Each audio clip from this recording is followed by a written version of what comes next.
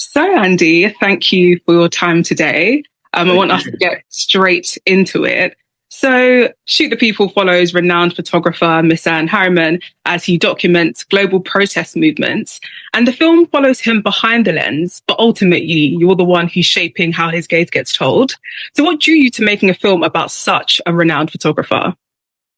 I think with Misan, he was really prolific. In that summer of 2020, with just how he was showing up and how he was putting his voice to the tragic circumstance and the fallout post George Floyd's murder.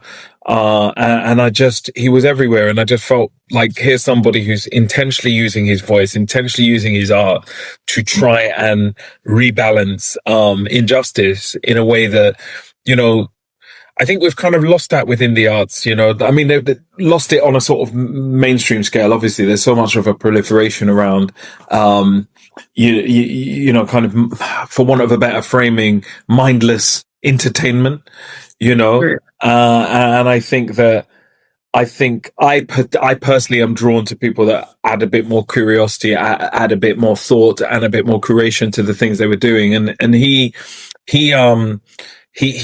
was just very prolific, and obviously that September issue of Vogue with Adwa Abua and Marcus Rashford was just, it was quite special, and he obviously kind of embodied somebody who was on a mission, and it felt right. He was also looking for somebody to make his film. Or make a film with, and just all the elements aligned for us to go on that journey together. No, that's brilliant. And I think just touching on your point about, adding curiosity and just real context and further depth to the conversation around Black stories and how they're told. On, the platform of Flip the Script, we're all about talking about who gets to hold the camera when it comes to telling Black stories. For so long, that camera has been used as a tool of surveillance, pointed at us, but not necessarily always held by us. And I found through watching this film that, Misan really flips that script by turning the lens around. So was that reversal something that you were consciously building in the film's visual language? Or is it something that sort of happened alongside the process? And if so, how were you able to do that so well? I think, thank you, first of all. I feel, look, this is about 20 years I've been in the industry, so consistently on the training field, trying to hone the craft and understand how to piece a complex story together.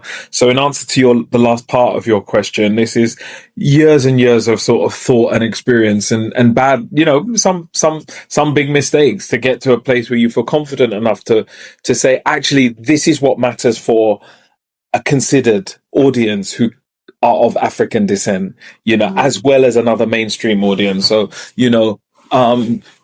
slight touches like adding James Baldwin, Martin Luther King in color, or keeping an opportune moment of Misan talking in pidgin to kind of just resonate with a certain audience, to kind of just say that actually a filmmaker from a not so familiar background might have heard him and said, I can't understand what he's saying there, and just move on from it. But actually, I look at the power in that and think, oh, actually, this is a good moment for me to share his authentic self, the side of him that people won't normally get to see. And I think that only comes from a level of familiarity and a level of sort of comfortability with somebody else who knows you in a deeper way. So it definitely worked to the film's advantage to be able to kind of be the orators of what is a film that's centered in Blackness and centered in kind of our shared common experience. No, that's great. And I think that needs to happen more and more. It's obviously challenging because the roads to entry and the kind of accessing the industry in a certain way is changing rapidly. It's becoming harder and harder for Black creatives to tell their stories. But I think, we just have to keep on pushing, and collaboration is key to all of that. Yeah, that is so true. And you make such a good point about, parts of this film resonating with that sort of African diasporic audience, as someone myself who's of West African heritage, having those moments within the film just drew me in further, and just really evoked real emotion, which I think is so evident to see throughout the entirety of the film. So thank you for that as well. And just touching on your point on authenticity, you've built a career on stories about care, legacy, and belonging with the likes of titles such as White Nanny Black Child and Handle with Care. Where does protest and activism now fit into that same overarching theme for you and your body of work? I mean, for me, it's really, when I think about that, I'm constantly trying to communicate stories for and by and of people of the African diaspora, to humanize and to show that there is an array of experiences, that there's an array of lifestyles. So really, I don't see it as any dissimilar from any of the films that I would have made over the years. This is, it's kind of 20 years I've been making films now, and all of them will have common threads of the humanity in us all, the kind of fact that the fact that, even within our own little communities, be it from anywhere in the Caribbean, be it from anywhere on the continent of Africa, we within our own little communities still have tribal things that are different, but we still choose to see the best and the similarities within each other. And sometimes the worst, but actually, I think for me, the experiences of the underdog, the experiences of those that are oppressed and have been systematically oppressed, when we start romanticizing what that looks like, when we start showing people the best of us, and when we start showing people the absolute full array of the complexity of what the Black African diasporic experience is like, maybe they can just see maybe people who choose to oppress us or choose to put us at the brunt end of injustice could just start feeling like shit. They're just like me. That person dreams just like me. He's got a dog just like me. He's got 2 kids just like me. And protest was just is the vehicle that Misan has chosen. Digital activism is his vehicle, and that becomes a necessary part of his story. But at the core is still a young man who's a young man in Misan who's still dealing with the challenges of his everyday experience, regardless of the privilege he might come from. Mm-hmm. He still has dreams, hopes, aspirations, and challenges that kind of that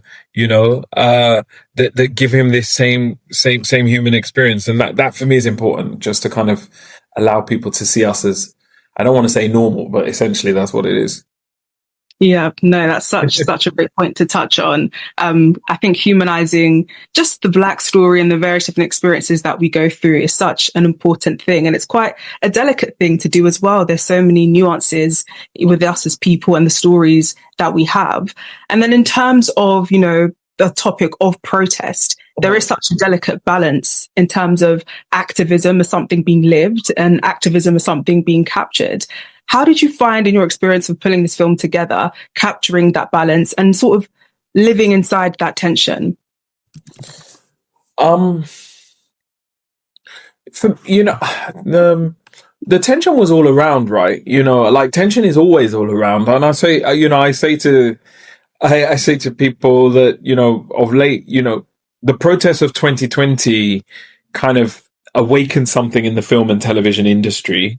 As this is Flip the Script, I kind of pointed towards that.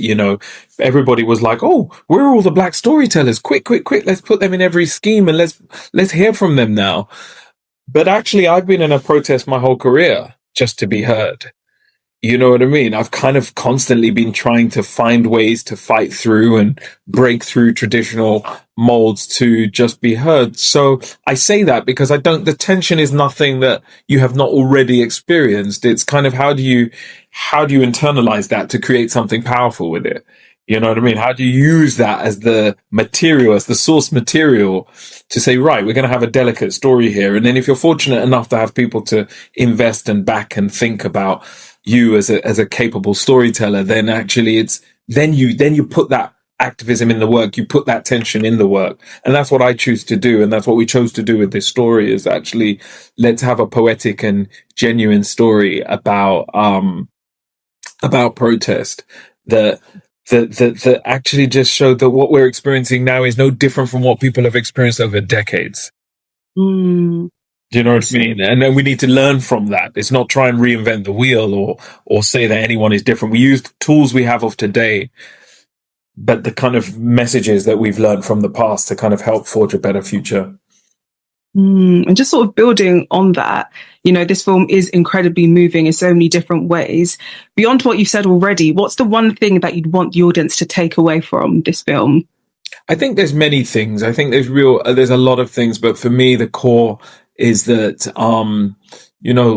hope is real. Hope is something that, we can really grapple with and inspire others with. And, I've been saying that really the thing that I would like people to leave with or the takeaway is that, if you have any level of privilege, whatever that may be, with your platform, with something else in your workplace, or with your voice, however you may do, if you can lend a hand to somebody, or if you can keep a door open for somebody in whichever way you can, you should do that. And I think that I want this film to inspire people to think differently about how they're helping others with whatever relative privilege they might have.